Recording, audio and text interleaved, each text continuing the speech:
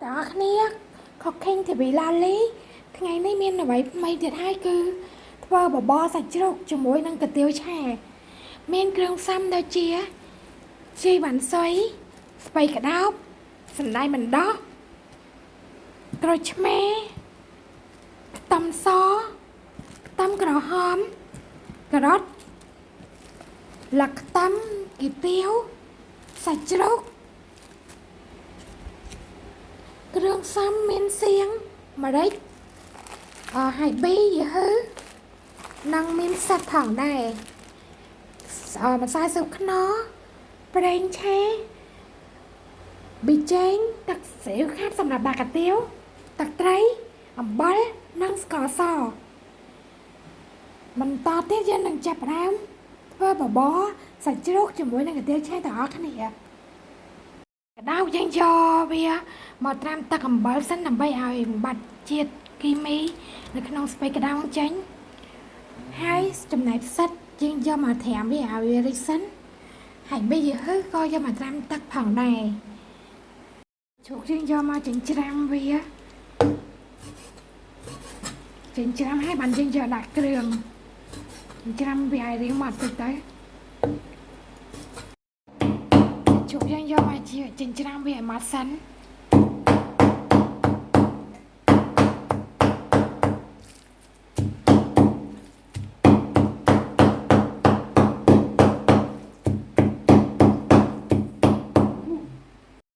sẽ chụp mấy dân ban trăm một hai chân dân xong cái đường vi tay mà đón mình bốn dân đàm bên môi sập ria tới mùa đàm bên mình tích cùng trên page là môi sập ria tại có môi sập ria bị chê mình tích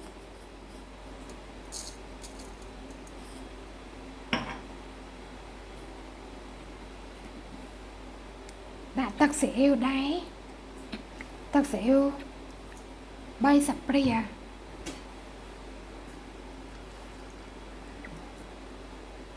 đã tắc trái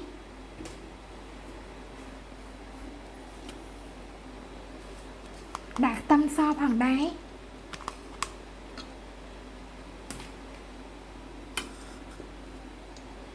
đã chi bắn xoay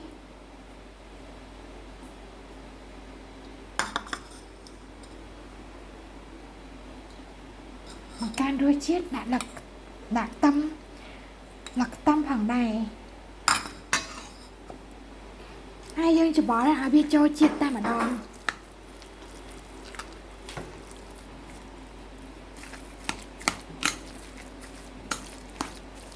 trang dân đặt rơi tầm mình lại sành bài nắng tầm bay cha mùi cái tiếu lấy dân cà rốt nắng dân đặt vào bó sành bay dân đặt bay cày miên chi bằng sới dân ăn rủi ro hai là cái tấm của dân ăn đấy miên cà rốt mé là cái tấm sầm lạp bạc cái tiêu miên đi đặt vào bó miên tâm so đằng tâm cả hóm hai sạch hàng đầy mình làm ở đây trắng dân làm ở đây mình tây tam vay và can đôi chiệt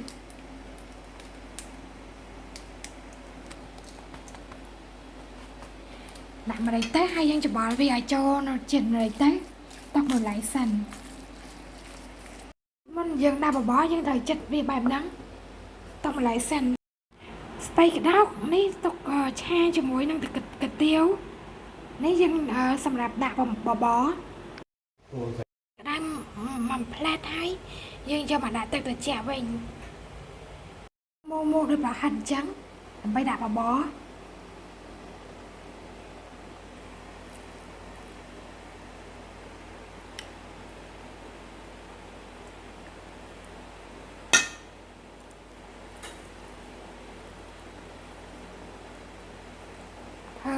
mô nó bay đạp vào bò tôi bảo hành anh bố nhân đặt te xanh nằm bay lên co đặt te nằm bay lên co như nằm qua mà cay cả bóng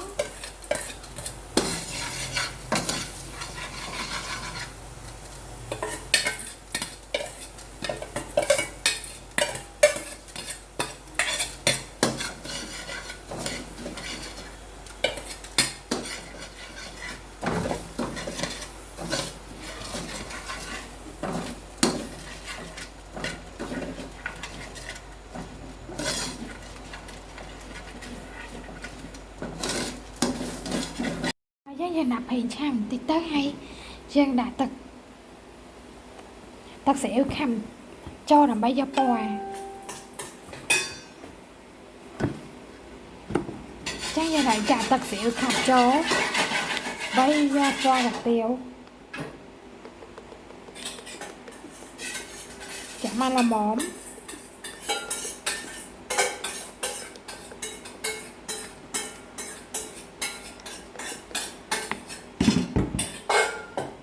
យើងច្បល់វាឲ្យចេញពណ៌ហ្នឹងបានប៉ុណ្ណារួចដល់ជាការសាច់ដាក់ពណ៌ទៅ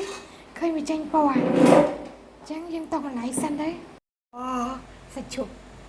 អញ្ចឹងយើងដាក់ឆ្នាំងមកយើងចាក់ខ្លាញ់ចូលបន្តិចទៅ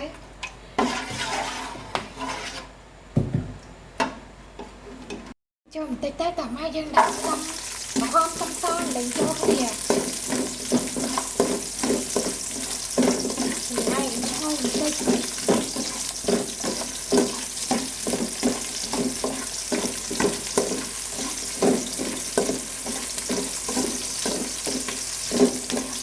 លេងខ្ទឹមតាពីបានប៉ុណ្ណឹងហើយយើងចាក់ទឹកចូលលេងទៀត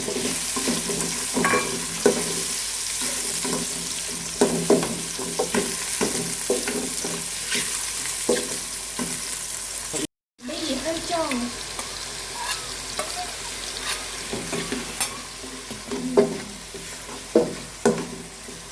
វាសាច់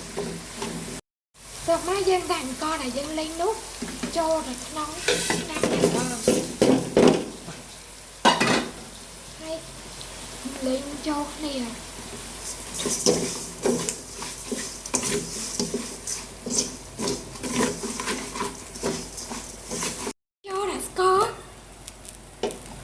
ទឹកត្រីពីសាព្រាចូល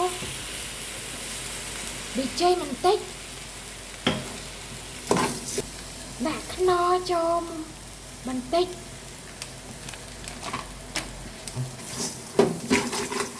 ហើយយើងចាក់ទឹកចូលតែម្ដងចាក់ទឹកចូលដាក់ទឹករៀងច្រើនបន្តិចមកទឹកច្រើនយើងតោះឲ្យវាពុះហើយតើយើងដាក់សាច់ចូលបបររបស់យើងបានពុះហើយអញ្ចឹងយើងដាក់សាច់ចូល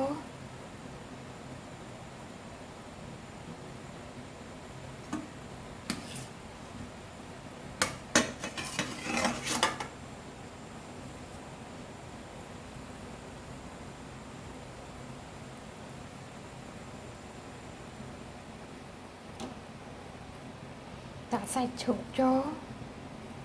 ធ្វើដូចជាប្រហិតមូលបងចូលបបរយើងតែម្ដង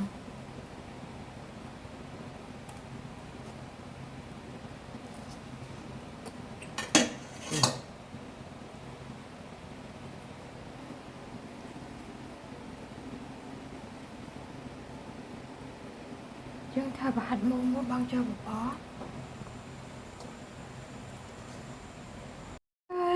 ប្រហិតសាច់ជ្រូកបែបហ្នឹងតិចទៀតយើងបង់ទាំងអស់ចូលបង់សាច់ជ្រូកចូលពេលទឹកកំប៉ុងពុះ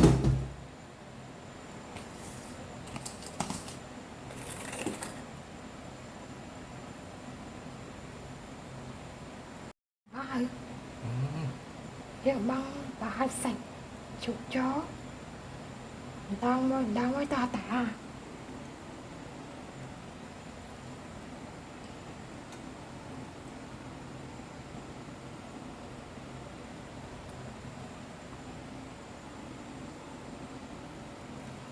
បង់សាច់ជ្រូកយើងបង់សាច់ជ្រូកចូលអស់ហើយអញ្ចឹងយើងទុកឲ្យវាហើយសាច់ជ្រូកឆ្អិនសិនបានយើងដាក់បន្លែចូលបន្តទៀតថែមគ្រឿងរសើបបរយើងរៀងសាបអញ្ចឹងយើងត្រូវដាក់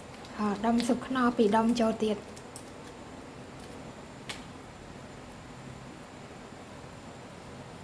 ថែមប៊ីចេងបន្តិចទៀតថែមទឹកត្រីបន្តិចទៀត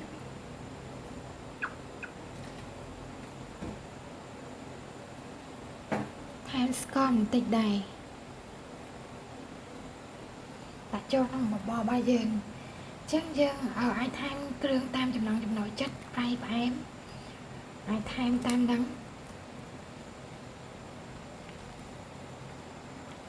ចឹងយើងនឹងដាក់ការ៉ុតចូលទៀតម្លេងខ្ទឹមដាក់បបរខ្ទឹមសយើង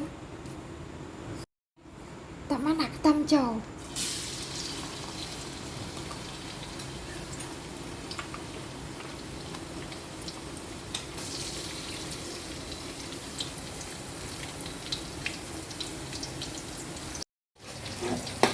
យើងដាក់សាច់យើងឆ្អិនហើយចឹងយើងដាក់បន្លែការ៉ុតចូលតែម្ដង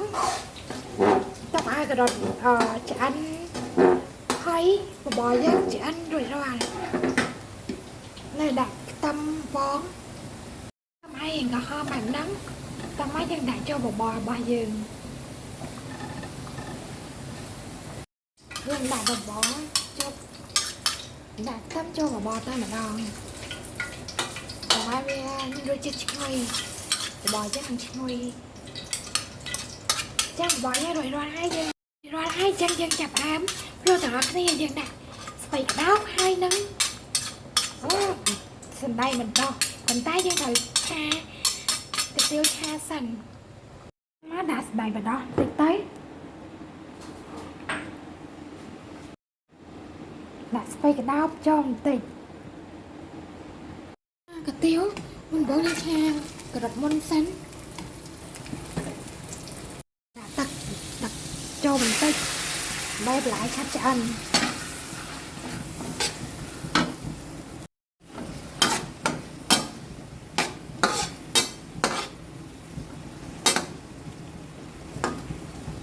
យើងឆាក្រោយយើងឆ្អិនបន្តិចទៅហើយចឹងយើងចាក់ស្ពៃក្តោបចូល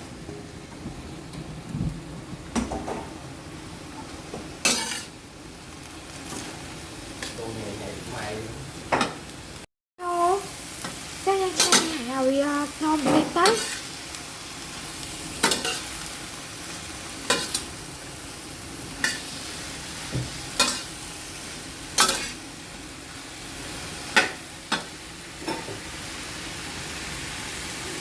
ចាំមកយើងចាក់ទឹកត្រីចូលបន្តិចមកល្មម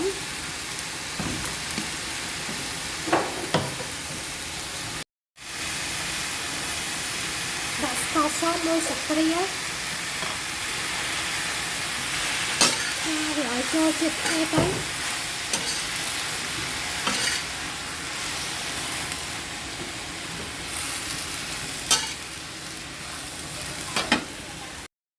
យើងចាក់ម្សៅស៊ុបខ្នុរចូលបន្តិចដែរ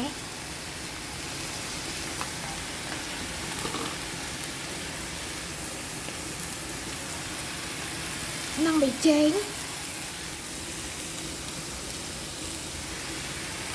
ចូលបន្តិចសម្រាប់ឆាបន្លែចូលចិត្តហើយឲ្យវាត្រោមបន្លែបន្តិចទៅ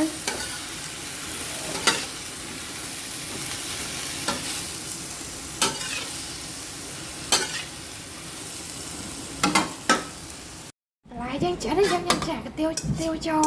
បីឆាចូលមួយបន្លែ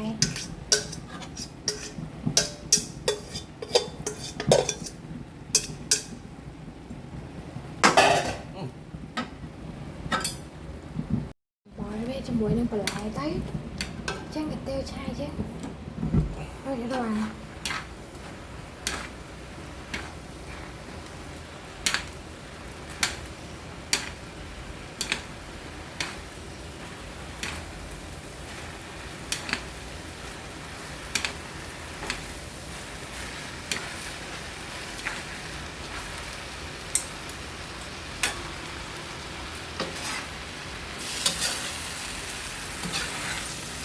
ទៀវឆាយើងរួចរាល់គ្នាបបរសាច់ជ្រូករបស់យើងរួចរាល់ហើយចឹងយើងដាក់សៀងមួយស្លាបព្រាចូលទៅដាក់ជីស៊ុយឲ្យវាឈ្ងុយហើយនឹងលឹកខ្ទឹមចូលតមកយើងដាក់កាទៀវឆារបស់យើងនឹងចូលជាមួយបបរយើងដែរទៅសម្រាប់អ្នកដែលចូលចិត្តកាទៀវឆាលាយមួយបបរបើសិនអ្នកដែលមិនចូលចិត្តកាទៀវឆាទេ មិនបាច់ដាក់ក៏បានដែរតាមចំណង់ចំណូលចិត្តតែមកយើងច្បល់ចូលច្បល់ឲ្យវាសព្វទៅហើយភ្លក់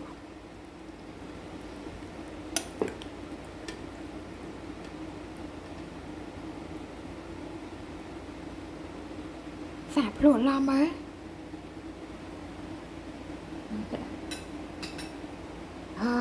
ពិតជាមានរសជាតិឆ្ងាញ់មែនបើអ្នកទាំងអស់គ្នាចូលចិត្តបបរសាច់ជ្រូកកុំភ្លេចធ្វើតាមរង្វាន់របស់នាងខ្ញុំសូមជួយចុច comment like subscribe មួយផងអរគុណបាយបាយជំរាបនៅវីដេអូមកម្ហូបថ្មីទៀត